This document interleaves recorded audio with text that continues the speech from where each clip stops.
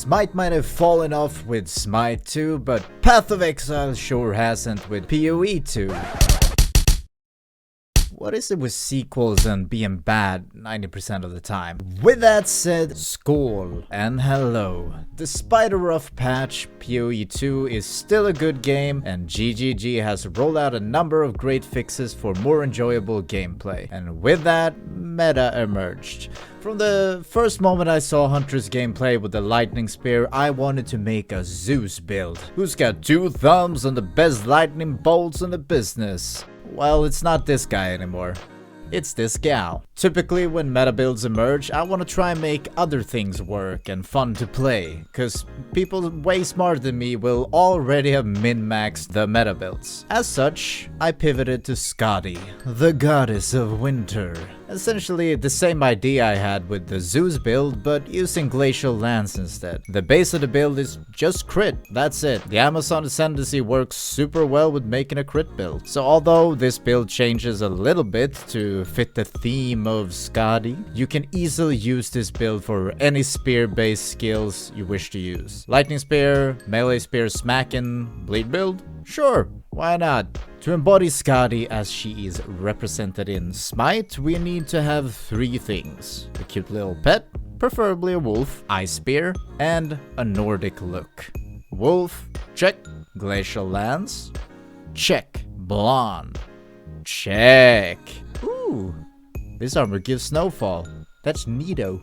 Before going into detail, this build doesn't require any uniques, but I will go through some that have been very helpful and good. Also, this is an endgame build. I would use a proper leveling build before this one and then respec later. Recommended to do so later, but if you want to, the earliest you could respec is after you have at least Tame Beast and 2nd Ascendancy. For the skills, although we will add other skills to support our Glacial Lands will be our bread and butter, both for mobs and boss killing.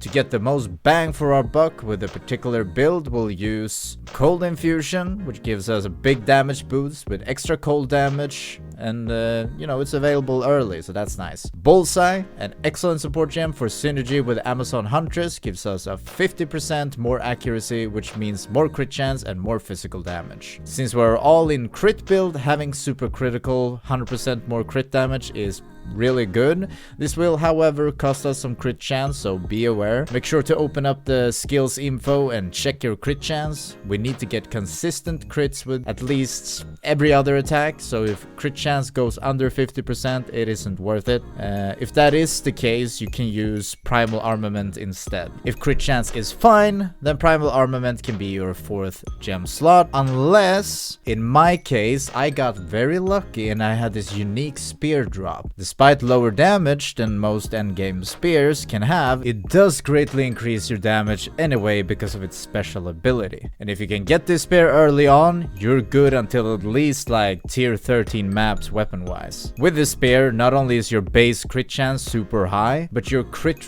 rolls are lucky. In D&D terms, you have advantage. 2 rolls will be made, and if one of them is a crit, then the attack is a crit. But it doesn't stop there. If both rolls are critical, then you get double your crit damage bonus for that attack. With this in mind, I use right now Pinpoint Critical together with Super Critical, and although my crit damage goes from like 530% crit damage down to 360%, my crit chance for getting a normal and double crit is like 99%, meaning every attack will be a guaranteed crit and double crit to boot. So instead of 530% crit damage with 55% crit chance and 35% like double crit chance, I'm not sure, something around there, I now have essentially always a 660 crit damage bonus with every attack.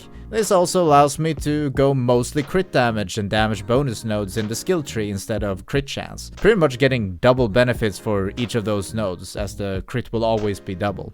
The last gem with this can be primal armament, and if you don't have the unique weapon or you found a better late game weapon than this one, you can use perpetual change to have a higher uptime on the empowered version of the skill to not lose your frenzy charges too often. For tame beast, you want loyalty for survivability, muster for extra damage, which also helps us since when we go into the skill tree we will pick up a node that lets all damage increases with our companion also apply to us. Lastly, just minion mastery to improve our minions level. As for the tame beast itself, I would go for haste aura or extra physical damage aura. For defensive option, there is elemental resistance aura. Just make sure when you tame it, it does say aura on the modifier you want. Otherwise, it doesn't apply to you, except, you know, maybe bonus to damage because of our node. I'm not exactly sure how that works, but I'm pretty sure if there is a modifier that gives it extra damage and you have the node that says that when their damage increases, you get it too. I think it works, but, you know, try to get the auras.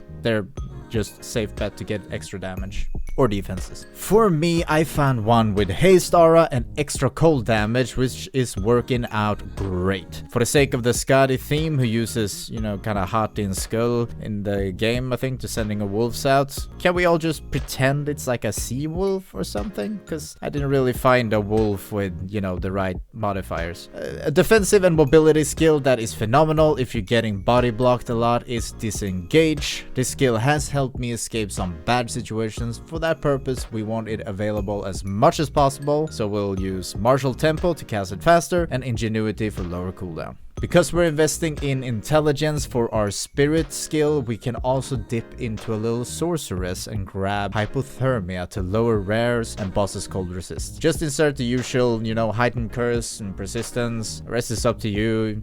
I'm using expands with a cooldown of 8 seconds. It's about the same as length of the curse with persistence, so, you know, works out pretty well. Now the skill that makes the whole build work so well and keeps it sustained with frenzy charges even during boss fights, as we can't freeze the boss too often. Cast on crit. Putting Huntress Mark in cast on crit, which we do with every attack, lets us automatically cast Huntress Mark for bonus crit damage and gaining a frenzy charge when consumed. Impetus and energy retention for support gems, you know, helps out. That really get that going every single hit. If you manage to get a full link skill gem, then you could potentially add in Frost Bomb for cold exposure and inspiration for cost reduction, but you know, the most important part is the Hunter's Mark. Although cast on crit is very effective and works great, since we do in fact freeze quite easily and often, using Combat Frenzy helps out with making sure our Glacial Lance is always buffed when we're fighting mobs, and you know, even helps out in boss fights and stuff like that. Profusion for a 50% chance to gain an additional charge, and Precision for 30% increased accuracy. If you have enough spirit after all this, you can add in Wind Dancer just to increase your evasion and add some defense. Skill tree. First node cluster we will go for will be accuracy nodes, picking up a little evasion movement speed on the way towards the spear cluster. After that we'll advance to companion nodes to get more damage, scaling with our companion's extra damage with this specific node, as well as increase the presence of us and our companion to have an easier time to have the buffs up, as you need to stay in close proximity within our presence to get the buffs. With this, the base and setup is complete and we can go for all the crit clusters in our vicinity. Lastly, for the final nodes, there are some final accuracy, damage, attack speed, and evasion nodes to pick up, putting the final point in a close by jewel slot, giving us 4 in total. Speaking of which, for jewels we want crit chance, crit damage, attack damage, and the final one can be any extra damage like spear damage, projectile damage, companion damage, as that affects us now as well. It would have been nice if we can have cold penetration, but unfortunately in the Emerald Jewel, that is not available. Only lightning penetration. The Ascendancy, the whole shebang that makes this so beautiful, makes the Amazon probably the best Ascendancy so far, I think at least. The crit is just insane. The Ascendancy is very, very easy. You go for critical strike and penetrate as fast as possible. That is the bread and butter. Then after that you can choose based on what you prefer or what your gear is like. If you have Leech, then go in Mystic Harvest is pretty good. If you have a really good evasion stat on everything but your chest for some reason, you could go for Stalking Panther. But overall, Predatory Instinct is just great. You could also go for in for the kill for your final points, letting you zoom across the maps, as we are having other buffs to our skill speed and movement speed through, you know, the haste aura from our companion and perhaps some uniques down the line. So it's all just going together very well with that as well. But, you know, whatever suits you and how far you've gotten into the game. The fusion nodes are good, but not for us, I would say, since we're consuming frenzy charges, which gives us lightning infusion and thereby lightning damage when we want cold or physical. There is a support gem that would convert it to cold, but I didn't want to really invest into that myself. If you want to, go ahead. For the gear, we can go 3 different ways, since we are investing in a lot of attribute, which, you know, is a bit of a downside to the build, because we need a lot of intelligence, we need a lot of dexterity, and then we need some strength.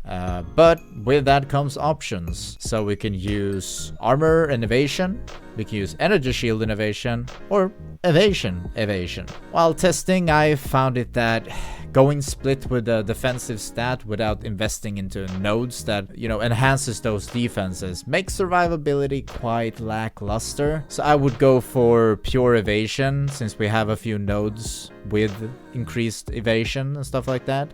Evasion energy shield works alright as well. The only one that's I really didn't feel anything for was armor and evasion. It doesn't feel worth it in my opinion, but perhaps you can make it work. For stats, make sure to cap out on your resistances. Body armor and boots are best option for this, where you would want to go and get all 3 different elemental resistances on each item. This is because, although not necessary, we will try to go for some uniques to enhance the build. But for non-unique version, spear stats are physical damage, accuracy, crit stats, and finally projectile levels. Offhand should be an Omen Scepter to give you malice and inflict critical weakness, as well as give us the spirit we need for our skills. Bonus to spirit is the most important, the rest can be increased damage stats for your companion and extra attributes. I'm not sure if this affects us as well, as it's kinda like, hey, we give you bonus and then you give us bonus, but maybe it works as it jumps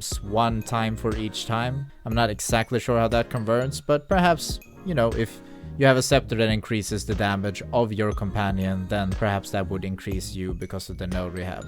Gloves needs physical damage, accuracy, crit damage, attack speed, evasion, and leech for either mana or life, depending on what you have on your rings. If your rings have life leech, then have mana and vice versa to even things out, helping you with a little bit of sustain and stuff like that. Emerald rings with physical damage, cold damage, accuracy, leech, and some resistances based on what you need. Typically, chaos and all elemental is great. Amulet base doesn't matter too much, but solar, jade, and gold are good choices. You want spirit, accuracy, projectile levels, crit stats, and evasion. Helmet can have evasion, accuracy, crit chance, any resistance you need, and dexterity for stats requirement and accuracy. Use heavy belt for some stun resist and get a nice and high strength bonus. After that, just resistances and life/mana. That's all decent choices, really. Despite the resistances, the most important stats on boots are of course movement speed, as much as you can possibly get, and after that, evasion, and you're good to go. Now, for the uniques. Great uniques to use would be Headhunter belt, giving us rare modifiers when killed, and it also has strength and dex attributes, which is great for us. Alpha's Howl armored cap, working well with our pure evasion build, gives us 100 spirit and a huge amount of cold resist and doubles our presence, meaning we won't have any trouble about staying close enough to our companion to get the buffs. And also, thanks to the extra spirit, we no longer need a scepter for the spirit, meaning we can replace it with Lycosidae, which doubles our accuracy, meaning double physical damage bonus and crit chance bonus. Honestly, might even be more since it's whatever's above the 100% accuracy. Who knows? Finally replacing one of the emerald rings with an emerald unique ring, Death Rush. This ring gives accuracy, evasion, and life leech, but more importantly, Onslaught, which provides us with a skill speed and movement speed buff for 4 seconds every time we kill something, essentially giving us an extra haste buff along with our companion's haste aura. And as I mentioned earlier, if we do have that node specifically in for the kill on the ascendancy, which also gives movement speed and skill haste, we'll be zooming across the battlefield like crazy. The final one is the spear I mentioned earlier, Tangled Tongued Forked Spear. Say that 5 times fast. This spear has a level requirement of 26, and you can use this spear up to at least tier 13 maps, maybe even higher, because our scaling with physical damage is based on accuracy a lot, so depending on how lucky you are with gear and the crit chance you get, this spear is insane despite its lower physical damage, and probably could be better than some endgame spears, maybe even all of them, who knows. You get guaranteed crits, and with high enough crit chance even double crits, as if both rolls are a crit you get double the crit damage bonus. The 10% life cost is not even noticeable, especially if you have the slightest amount of life leech. That's it. That's the build. And as I talked a little bit earlier on, what is so nice with this build and the Amazon in general is that it is very versatile, since it is just crit. You can just change the skills for Lightning Spear and boom, you have a Zeus build. Go for bleed skills, whack, and you have a Vlad the Impaler build. Thanks for watching, like and subscribe for more videos, and if you wonder anything, please comment. I'll try to answer to the best of my ability.